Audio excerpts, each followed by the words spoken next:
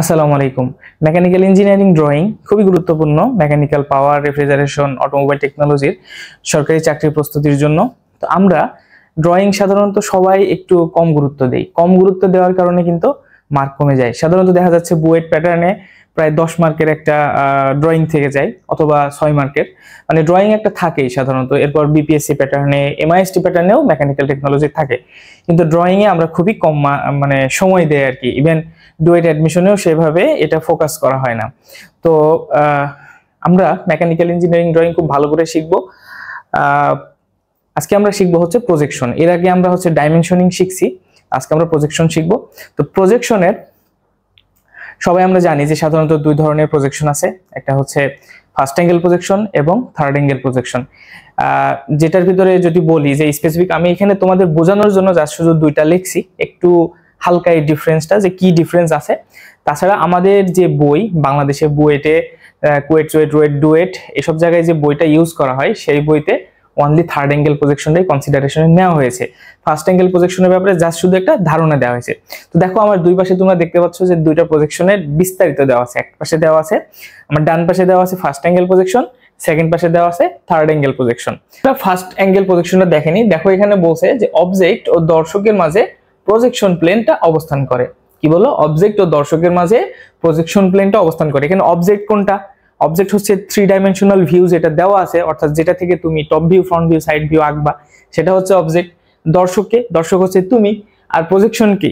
Projection হচ্ছে যে চিত্রটা অঙ্কায়িত হবে, ঠিক আছে? যে চিত্রটা ওই যে টপ ভিউ, ফ্রন্ট ভিউ যেটা অঙ্কিত হবে, অর্থাৎ তুমি যেটা দেখতে পাবা, ঠিক আছে, সেটা হচ্ছে প্রজেকশন, অর্থাৎ তোমার চোখের সামনে যেটা ভেসে উঠবে। এরপরে কি বলছে?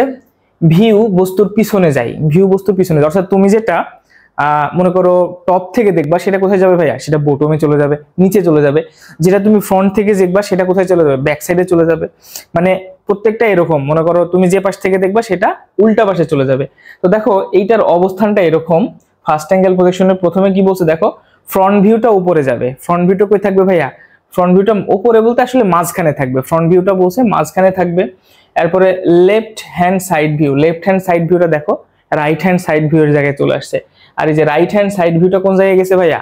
রাইট হ্যান্ড সাইড ভিউটা দেখো লেফট হ্যান্ড সাইড ভিউর জায়গায় চলে গেছে, অর্থাৎ একে অপরের জায়গা অবস্থান চেঞ্জ করছে। আর টপ ভিউটা কই আসছে? দেখো ভাই টপ ভিউটা নিচে চলে আসছে, ফ্রন্ট ভিউটা কিন্তু টপের উপরে আলটিমেটলি আঁকা হচ্ছে। আচ্ছা, এরপরে দেখো আরেকটা বিষয় এখানে বলছে যে উপর থেকে দেখলে নিচে আঁকা হবে, অর্থাৎ তুমি উপর থেকে দেখছো, সেটা কোথায় আঁকা হবে ভাইয়া? নিচে আঁকা হবে। এরপরে ফার্স্ট অ্যাঙ্গেল প্রজেকশনের অবস্থান কোথায়? অবশ্যই কোঅর্ডিনেটের ফার্স্ট কোঅর্ডিনেটে, ঠিক আছে? ফার্স্ট অ্যাঙ্গেল প্রজেকশনের অবস্থান আমাদের ফার্স্ট কোঅর্ডিনেটে। দেখো আমি একটা চিত্র ওখানে তোমরা দেখতে পাচ্ছ ফার্স্ট অ্যাঙ্গেল প্রজেকশনের।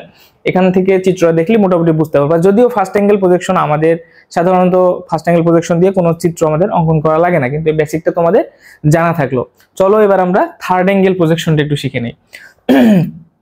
যে প্রজেকশনে তোমরা সাধারণত বিভিন্ন পরীক্ষায় এগুলো সলভ করো এবং বিভিন্ন পরীক্ষায় তোমরা ড্রয়িং করে থাকো।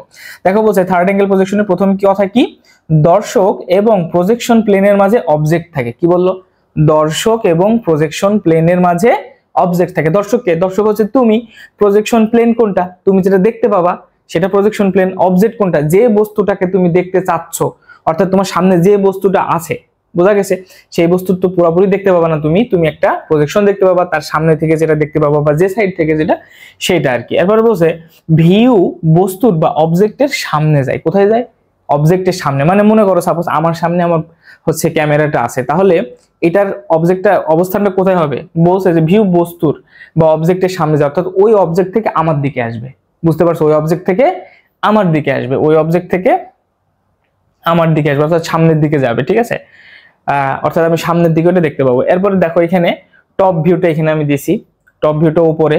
এরপর দেখো এখানে ফ্রন্ট ভিউটা নিচে, এই যে এই জায়গাটায় মাঝখানে নিচে। এরপর দেখো যে জায়গাটা right hand side view right hand side দিকে আছে, left hand side view left hand সাইডের দিকে আছে। অর্থাৎ তোমরা এটার সাথে কিন্তু পরিচিত, এটার সাথে তোমরা পরিচিত। এরপরে দেখো এটা কি বলছি? উপর থেকে দেখলে উপরে আঁকা হয়। উপর থেকে তুমি টপ ভিউ যখন উপর থেকে দেখো, টপ ভিউ উপর থেকে যখন দেখো, তখন কি আঁকো ভাইয়া?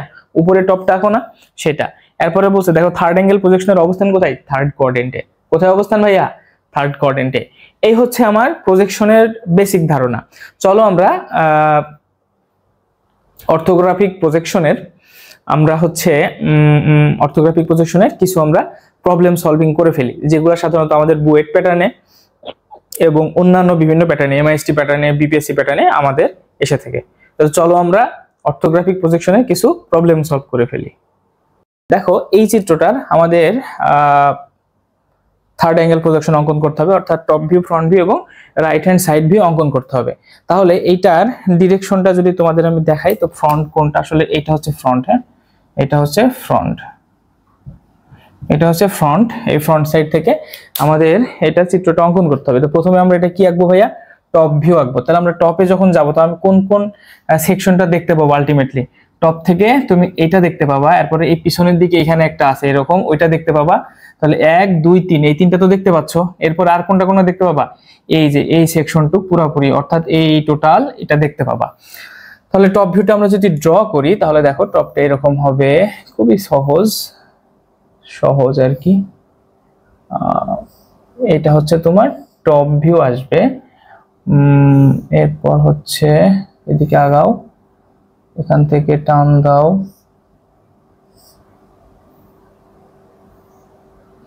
এটা হচ্ছে আমার টপ ভিউ। হ্যাঁ, তাহলে ফিগ টপ ভিউ, তুমি টপ ভিউটা পেয়ে গেছো। এরপরে আমরা কি আঁকবো ভাইয়া, এরপরে আমার ফ্রন্ট ভিউ আঁকতে হবে। তাহলে ফ্রন্টটা এই দিক দিয়ে, তাহলে ফ্রন্টে যখন তুমি ফ্রন্ট ভিউ অঙ্কন করবে, তখন কি কি দেখতে পাবো বলো তো? ফ্রন্ট ভিউর সময় তুমি এই সারফেসটা দেখতে পাবা, এটা দেখতে পাবা, এটা দেখতে পাবা, এই তিনটা সারফেস তুমি দেখতে পাবা।